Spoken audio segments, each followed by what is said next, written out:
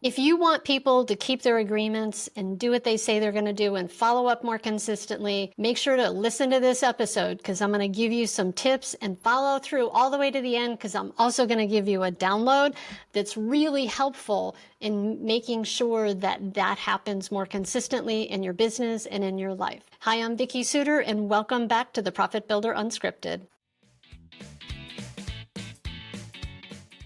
Last week, I shared with you a story about somebody that I've known for a long time, somebody who's a part of my community, somebody who I've trusted in the past, who had really violated that trust with me by not keeping agreements, like repeatedly not keeping agreements. And part of what I shared at the end of the last recording was just what it is that we do as human beings, as business owners, as leaders, as human beings that can erode the trust that we have with other people. And one of the things that I shared was that I was going to go back to this person and have a conversation with them because there's somebody, like I said, that I care about, someone I've known for a long time. And when we finally did have a call and I said, hey, can you tell me what's been going on? And he said, gosh, I'm really sorry. And then he started going into this whole long explanation of all of the reasons and excuses and the stories he had about why he didn't keep his agreements with me and he didn't follow through and he didn't do what he said he was going to do. And the thing that really struck me was he said,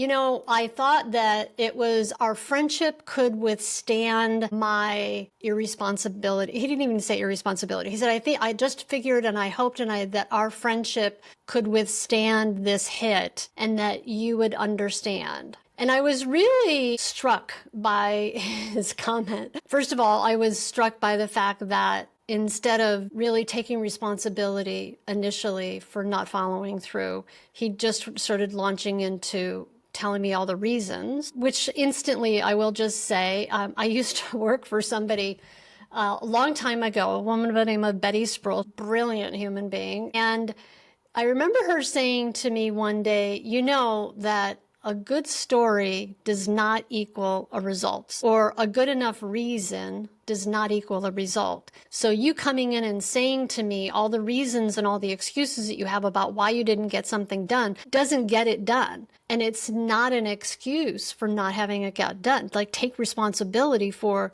you just didn't get it done. And I'll never forget that conversation I had with her all those years ago. And it's something that I've carried with me all of these years. And, and as I was further having this conversation with this associate of mine and somebody I considered to be a friend, I said, can I give you some coaching? And he said, sure. And I said, let me explain the definition of responsibility to you. Responsibility is the ability to respond. It's not shame, blame, fault. It's just simply the ability to respond. And I said, if you had called me ahead of time and just said, you know what, I am in the middle of a mess and I know I said I was going to have this to you, but I can't have it to you. Can we push this back 2 weeks? I said, I would have been completely fine with it. I understand life happens. And we all have that happen, right? Like we have stuff that happens to us. And even as I thought about recording this recording, I'm like, why am I so compelled to want to continue to share this story with you? And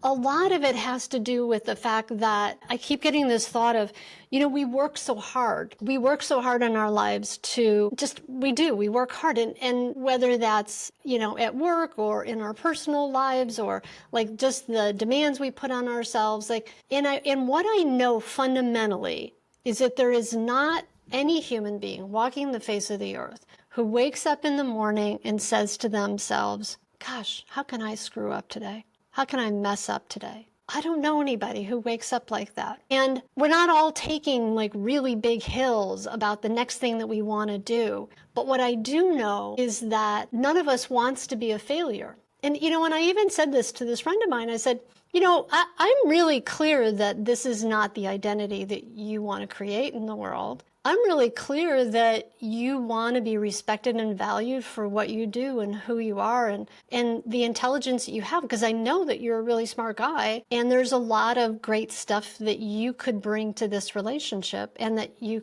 bring to people every day. I have no question about that. I said, but what's really a bummer is that, you and I have a relationship and we're having this conversation because I care about you. I said, but there's many other people who would not have this conversation with you. They would just blow you off. They would say, hey, no, thanks, I can't, this isn't the right time, I can't afford it. Like all the stories that people give us about why they don't want to engage with us. And so here's what I know. I know that you want to do a good job in your world and in your life. And I know that you don't get up out of bed in the morning, and neither do I, and go, wow, how can I mess up? Now, do we mess up? Absolutely. It's the condition of being a human being.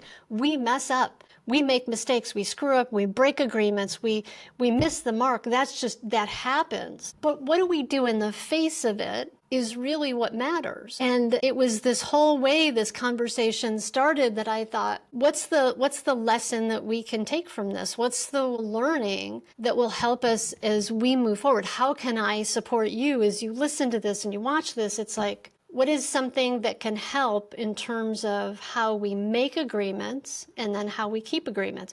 And one of the things that I have shared in the past is a recording by a guy by the name of Steve Chandler. He's an outstanding business coach and well-respected, who many years ago recorded this 30-minute podcast called Expectations versus Agreements. And in the recording, he shares about how powerful it is when we actually make explicit and specific agreements with each other versus implied agreements, and how to get more consistent results from other people. You know, and I was thinking about it, and I'm actually dropping a link to this recording below that I would highly encourage you to listen to. I've listened to it dozens of times. I get something different out of it every time. And mostly what I've gotten out of it is how it so many times will apply to a situation in my life, a relationship, whether it's business, personal, with my kids, my husband, my siblings, my friends. Like, what is a way that I can make better agreements with people that are really agreements and not implied expectations? Because what I notice is that when I make more explicit agreements, I have less disappointment because I'm not making assumptions. And in this situation with this friend of mine, I got to thinking, well, did we have an explicit agreement? In some ways we did, and in some ways we didn't. We had an explicit agreement about a date and a time, but there was this fuzziness about the what, and it wasn't in writing. And so for myself, I looked at it and I went, okay, how could I have handled that differently in the future? Like, could I have put in writing and said, can we confirm that you're going to have this and this and this by this date? And before we hung up that meeting and that first phone meeting, saying, hey, when will you have that invite and that sheet to me? And one of the things that happens when and we didn't do that, and I think it left a little bit of slippery slope for not keeping that agreement. And so, you know, for myself, I looked at it and I went, all right, let me take a chapter out of my own book about personal responsibility, the ability to respond. How could I have handled that differently at the front end to have made a better agreement, a smarter agreement? And there's this acronym, and you may have heard of this, called SMART agreements. They're specific, they're measurable, there's clear accountability. We know exactly who's going to handle it. They're realistic, and they're time-driven. And what I find is when I make agreements that are specific, measurable, there's clear accountability of who's going to do it by when. Realistic, meaning if I say I'm going to have it done by the end of the day, but I know I can't. Like this friend of mine made some unrealistic agreements, but not only were they unrealistic, there were some missings in terms of the specificity of it and the measurability of it. And so I got to look at that and go, okay, how can I take a chapter again out of my own book? Because I talk about this all the time, about making better agreements. And the thing that I also got to thinking about is what helps me in keeping my agreements. Again, applying that same principle is that when I'm in a meeting with somebody and I say, at the end of the meeting, we go over like, what did we say we were going to do? Who's accountable for it? And by when are you going to have it done? That the more those agreements are specific, measurable, there's clear accountability, they're realistic, and they're time-driven. When I make agreements like that at the end of meetings, when I have something I said I'm going to do by a particular time, the more I say, I'm going to have it done by here, and here's what I'm going to do, and I ask other people to do the same. What I find is the more consistently agreements get kept, but also it really helps me with time management. So when I'm really clear about what I've agreed to, and I've given myself a deadline date, or I have an agreement about a deadline date. Now it starts to move into a different realm of, it's no longer sort of like just another thing on my to-do list. Now when something else comes into the sphere of, hey, there's this other thing that that somebody's asked me to do, or I'm about to make an agreement on, I go, what do I know are other agreements that I've made, so I don't make unrealistic agreements? Or what I sometimes affectionately call jerky promises. Jerky promises are, I can't possibly get that done by then because there's only 24 hours a day and I already have other commitments that are going to come first. And a lot of times I think that, what this comes down to for us too is that we want to be a yes to people. Right? We don't want to say no. Or that even with our team that we make these like veiled demands because we want it done how we want it done, as opposed to really giving space for somebody being willing to say no to us. And so then this all ties into too, like, all right, how are we being in terms of how we make agreements with other people in our lives? Again, whether it's our bosses, our clients, our employees, our kids, whoever, our spouses, like how are we making agreements? And when we can make better agreements that are realistic, they're specific, they're measurable, they're time-driven, there's clear accountability. The more we can do that, I find the more peace I have in my life, because it's no longer, the other thing I noticed about this friend of mine in this conversation was I could tell he was in agony.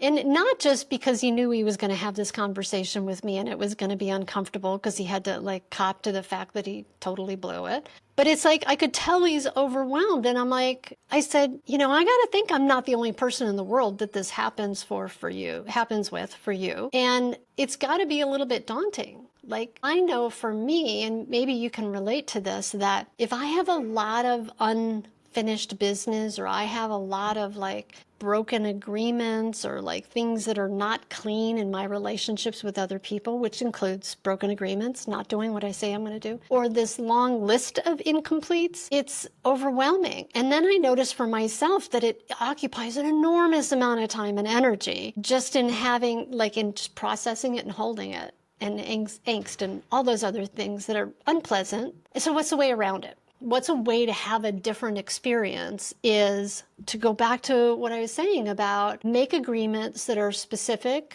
they're measurable, there's clear accountability, they're realistic, and they're time-driven. That you start to have a what and a by when, and don't make agreements that you can't keep.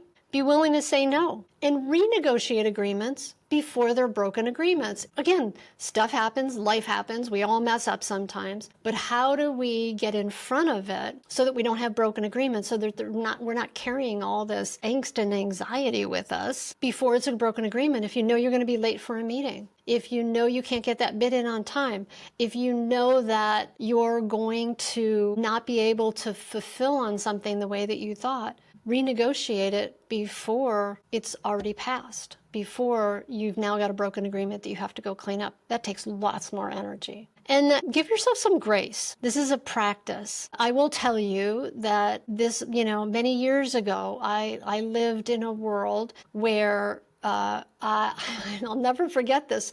I was in my 20s and I worked for a bank and I was perpetually late. And I'd be driving to work and I'd be putting on my makeup, drinking a cup of coffee while I'm driving, mind you. I was in my early 20s. I was kind of stupid. But I would be like, all the way to work, I would be thinking of this story I was going to tell about why I was late. And there was always sort of this angst. Now, did I wake up in the morning and go, wow, how can I be a screw up today? No, I didn't. Nobody does. It was like in that time of my life, I kind of I was always late. I was never showing up on time. And it started to erode relationships and trust in just little ways. People kind of would laugh and they'd go, oh, it's Vicki time.